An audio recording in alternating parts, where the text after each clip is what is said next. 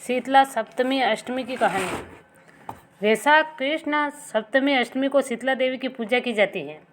शीतला माता की पूजा करने से चेचक नहीं होता है, ऐसी प्राचीन धारणा है कि जो स्त्रियां शुद्ध मन से पूजन व व्रत करती है उस परिवार में शीतला देवी प्राकृतिक विपदाओं से दूर रखती हैं। इस पर्व को बासेड़ा भी कहते हैं। बासेड़ा यानी ठंडा बासी भोजन करना। इस दिन घरों में ताज़ा भोजन नहीं बनता है, एक दिन पहले ही भोजन बनाकर रख देते हैं। शीतला माता का पूजन करने के बाद घर के सब लोग ठंडा भोजन खाते हैं। शीतला सप्तमी की कहानी। एक गांव में सास, जेठानी व देवरानी रहती थी। जेठानी व देवरानी दोनों के एक एक पुत्र था। बड़ी बहू अति झगड़ालू और ईर्ष्या करने वाली थी। वही छोटी बहू बहुत दयालु और मिलनसार थी। शीतला सप्तमी का दिन आया तब सासू ने छोटी बहू को भोजन बनाने के लिए कहा। छोटी बहू देर रात्रि तक भोजन बनाती रही। इतने में उनका बच्चा रोने लगा। तब वह भोजन का कार्य छोड़कर बच्चे को दूध पिलाने लगी और दूध पिलाने गई तो वह लेट गई। दिन भर की थकान से उनको नींद आ गई और चूल्हा जलता ही रह गया। आधी रात के समय शीतला माता भ्रमण करती छोटी बहू के घर आई और चूल्हे में लौटने लगी, जिससे शीतला माता का पूरा शरीर जल गया। तो शीतला माता ने श्राप दिया कि जैसा मेरा शरीर जला वैसे ही तेरा पेट जले। बहू उठी तो देखा कि चूल्हा जल रहा था और उसके साथ सोए बच्चे का पूरा शरीर जला हुआ निर्जीव था। यह देख छोटी बहू एकदम जोर जोर से रोने लगी। वह समझ गई कि शीतला माता ने कोप से ही यह हुआ है। इतने में छोटी बहू की सासू भी आ गई। उसको भी यह देखकर काफ़ी दुख हुआ। उसने बहू को धीरज बंधाते हुए कहा कि बेटी, शीतला माता के पास जा, सब वापस अच्छा कर देगी। सासू जी का आशीर्वाद लेकर मृत बच्चे को एक टोकरे में रख छोटी बहू निकल पड़ी। रास्ते में उसे 2 तलाई मिली। तलाई में पानी को काफ़ी भरा हुआ था और एक तलाई का पानी दूसरी में जा रहा था, लेकिन जानवर, पशु पक्षी कोई भी इन तलाइयों का पानी नहीं पीता था। भूल से भी जो भी पानी पी लेता उसकी मृत्यु हो जाती थी।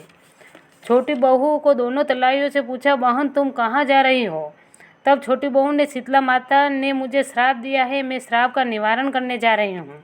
यह सुन तलाइयों ने कहा, बहन हमारा पानी कोई भी नहीं पीता है और जो भी पानी पीता है उसकी मृत्यु हो जाती है।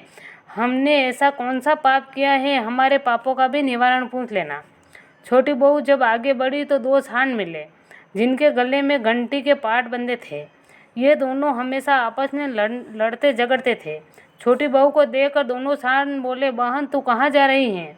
मैं शीतला माता के पास मेरे श्राप का निवारण करने जा रही हूँ।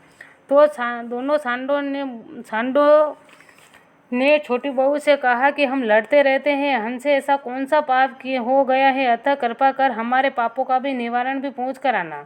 छोटी बहू हाँ कहकर आगे चल पड़ी। वहाँ से आगे चलने पर छोटी बहू ने देखा कि बोरे के झाड़ के नीचे एक वृद्धा अपने बिखरे बाल दोनों हाथों से खुजलाते हुए बैठी देखी। उसने छोटी बहू को देखकर अपने पास बुलाया और पूछा कि अरे भाई, इस टोकरे में क्या है और क्या लेकर जा रही हो?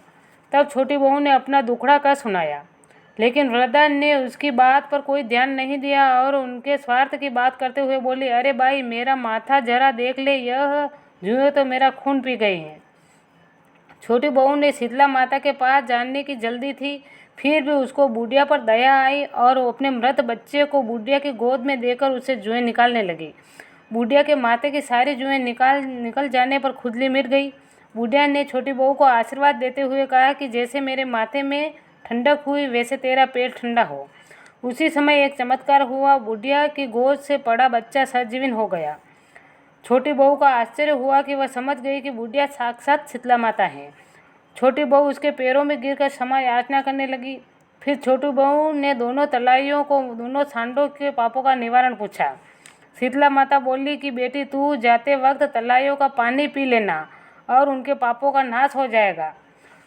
तो बहू ने कहा कि माता, सांडों के पापों का नाश कैसे होगा? तो शीतला माता ने कहा कि सांडों के गले के पाट खोल देना, जिससे उनके पापों का नाश हो जाएगा। छोटी बहू सबके श्राप का निवारण जानकर खुश होकर अपने बच्चे को लेकर घर से रवाना हुई। रास्ते में उसको दोनों सांड मिले। उसके गले से घंटी के पाट खोल दिए, जिससे उनका झगड़ा बंद हो गया। वहाँ से आगे चलने पर दोनों तलाइयाँ मिली। छोटी बहू ने उन तलाइयों में से पानी पी लिया, जिससे दोनों तलाइयों का पानी अमृत के समान हो गया और सभी लोग उनका पानी पीने लगे। इस तरह छोटी बहू अपने बच्चे को लेकर घर आ गई। बच्चे का सजीवित देखकर सासू बहुत ही खुश हुई। लेकिन उसकी जेठानी ने अपना मुंह टेढ़ा कर लिया।